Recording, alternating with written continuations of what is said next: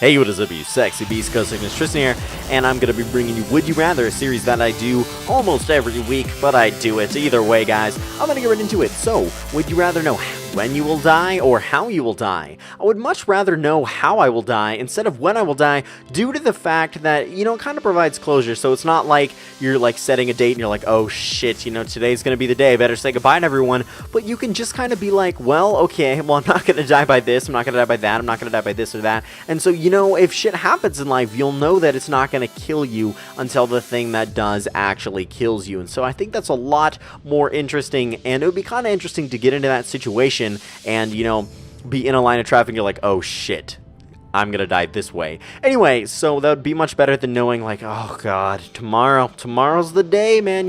It's kind of like being on death row, and you don't want to be on death row because that's actually a form of torture if you think about it, knowing exactly when you will die and how you will die. It's just kind of, if you think about it, it's really a form of torture because it's basically counting down the days you're going to be living. So, moving on to the second question.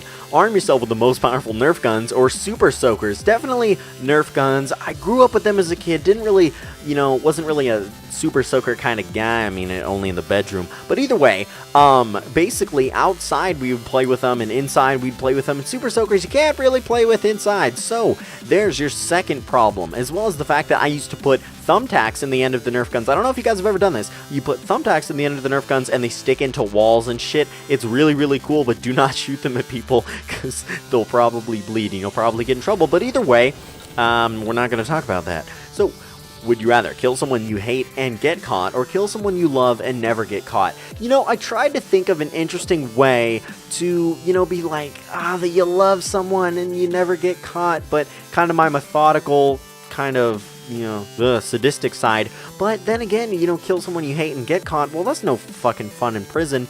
And I tried to find a loophole in which, like, maybe it's a relative that you love, quote, quote, but they're kind of, like, horrible to you and everything like that, and maybe you end their life and get away with it because, they're an abusive kind of, like, let's say you have an abusive figure in your life, and you can end their life and get away with it, but you still technically love them as though, because they're family, and that's always an interesting kind of thing. So yeah, I would actually pick that. Not a lot of people pick that, but I would choose that with my little loopholesies there, because it's technically possible to still love someone that you hate. I mean, they're kind of contradicting, but if that makes sense, let me know. Would you rather not be able to taste or not be able to smell? And a lot of people picked not being able to taste. And I was like, well, or not being able to smell. And I was like, what the fuck? No, there's no way. You guys realize that smell is about 75% of taste. That's just an approximation by me, a GhostSickness approximation. I don't know the actual scientific or whatever approximation, but it's a large contributor to actual taste itself. And so, smelling the food is just about as good as eating it. You just got to deal with the texture, and you get most of the same things. But if you lose smell, you're missing out on a bunch. You're missing out on a lot of things because you don't eat everything you see, but you pretty much smell everything you see. So, being able to taste, or being able to smell, basically enables you to taste as well. So, I would rather not be able to taste at all. Now, you just have to deal with textures and whatnot. So 5, only wear revealing hot pink clothes or always have to wear socks and sandals. And I was thinking about this, like only wearing hot pink clothes, I could fucking rock that. Like that could be my thing. I just imagine myself in a fucking like pink tuxedo, and after that becomes kind of my niche. Like people are like, why the fuck are you in that? And you're like, well, I have to. I gotta rock this shit. And if you made it look classy, the actual color of it is more gonna draw attention towards you instead of it being like, oh my god, socks and sandals. Like imagine going on a professional date or whatever, like a business meeting maybe, or just a date, whatever. And you're wearing socks and sandals, like they're gonna be like, whoa, dude, this guy ain't a professional, and stuff like that. But hot pink, you could explain that to him. It was a bet that you lost. I don't fucking know.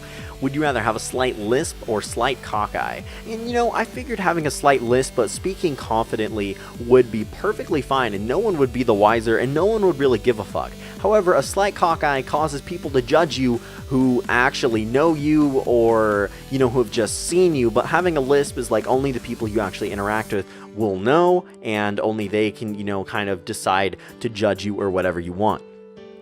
see how or what created civilization or how or what ended it. So I have a hypothesis that basically civilization was just, you know, evolution and then groups of people hanging out and kind of be like, "Rrr," and then talking and then, you know, working together and stuff like that. But how it ended, no one fucking knows that. There are so many possibilities. You know, there's an Armageddon, there's, you know, nuclear war, there's freaking a meteorite, you know, whatever. Think of almost anything that could kill us.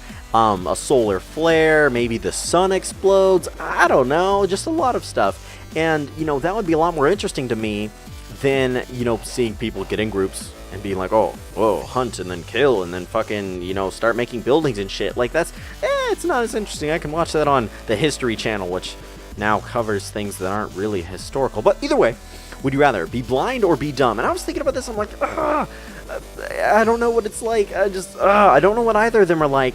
And I don't say that to be cocky, but it's like, oh my god, being blind would honestly suck.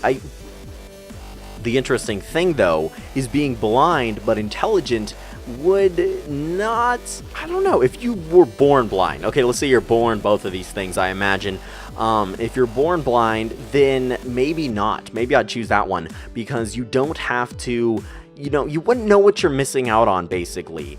And if you're born dumb, well, I guess you wouldn't know what you're missing out on either, and you could enjoy the amenities of life. So both have their perks, but I don't know, being able to, you know, analyze things and stuff like that. I'd much rather be blind and I could enjoy music, have heightened other senses, and be able to do interesting things. But that, I don't know, both of those actually really suck. Now this one kind of got me.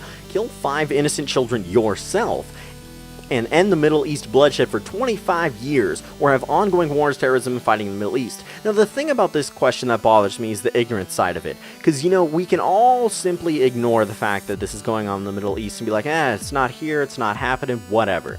But it's much, God, you know, kill 5 to save, you know, several 100,000 is just way more worth it. I'm sorry, you know. I hate that, you know, killing children aspect of it, but you gotta do what you gotta do. I'd probably, you know, have to use something along the lines of very fast, not torturous or anything weird and methodical like that, but just something quick, something easy. But there's still a horrible, horrible solution to this. But hey, if you gotta kill 5 to save 1 million, I would do it. Last question for today, guys. Be stuck on the moon or stuck on the bottom of the ocean? I really liked this question because I'd rather be stuck on the bottom of the ocean. A lot of people chose moon, but here's why. You can have, you know, it says you live and survive there until you die, basically. So on the moon, it'd be super boring, dude. You'd be like watching the Earth and shit. I mean, that would be cool, and looking at the sky, whatever. But, you know, they get kind of boring. You wouldn't have a lot of things to explore. However, at the bottom of the ocean, you got, you know, maybe you have a submarine down there, or like, if you could find a way to use glass, the glass would shatter. But either way, if you could find a way to, you know, have like a glass dome around you, I know glass would shatter, but if you could find a way to use a glass dome and you watch all the fucking sea life and shit, hopefully not the creepy ones of the anglefish, but yeah, so if you could find a way to just, you know, watch those and have some form of entertainment, fuck, it'd be like the, and you could get Netflix and everything down there, hopefully. So that's what I would pick, just do the entertaining aspect. I would be super bored in space. I mean, there's a lot of cool things to look at for a little while, and then you probably get bored of it. So I really hope you guys enjoy this. Would you rather? Have a great day, and remember the fact that I love you.